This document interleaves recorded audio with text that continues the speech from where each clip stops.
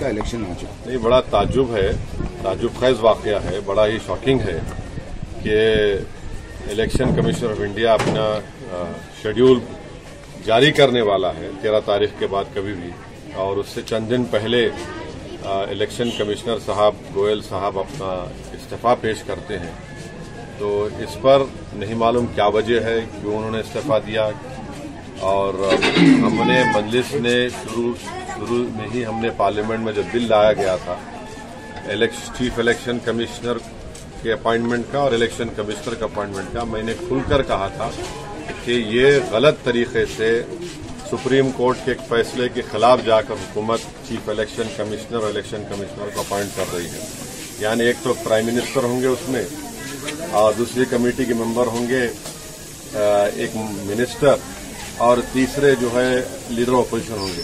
تو یعنی آپ دو حکومت کی طرف جب ہوں گے تو ظاہر حکومت اپنے ہی پسند کے لوگوں کو وہاں پر election commissioner chief election commissioner بنائے گی.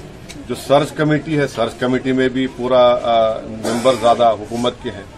تو یہ بڑا ہی غلط قانون انہوں نے پاس کیا ہے. مودی حکومت نے چیف الیکشن کمشنر اور الیکشن کمشنر کا اپائنٹمنٹ جو کیا جا رہا ہے، جو سپریم کورٹ کے حالیہ فیصلے کے خلاف ہے. سپریم کورٹ نے کہا تھا کہ اس کمیٹی میں اس طرح سے حکومت کی میجورٹی نہیں ہونی چاہیے، کیونکہ الیکشن فری اینڈ فیئر ہونا چاہیے، اور اس کے لیے بہت ضروری ہے کہ جو اپائنٹمنٹ ہوتا ہے وہ بھی عوام کو نظر آئے کہ بھائی یہ نیوٹرل لوگوں کو اپائنٹ کیا جا رہا ہے جو الیکشن کو فری اینڈ فیئر بھی کرائیں گے.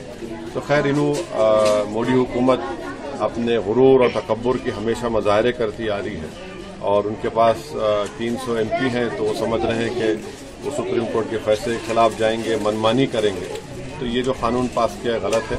اور آپ کا جو سوال تھا کہ الیکشن کمشنر صاحب نے اپنا استعفیٰ دیا، وہ خود بتائے تو بہتر ہوگا، یا حکومت بتائے کہ عین الیکشن سے پہلے نوٹیفیکیشن جاری کرنے سے پہلے ان کا استعفیٰ کیا ہے. یہ بڑا معنی خیز ہے یا پھر کچھ وجوہات ہیں. حکومت کو چاہیے کہ وہ بتائیں کیا وجہ ہے. اور پھر اب آ گیا کہ حکومت ایک الیکشن سے نوٹیفیکیشن سے پہلے اب آپ وہ دو الیکشن کمشنروں کو اپائنٹ کریں گے. یہ چیزیں چل رہی ہیں. Thank you.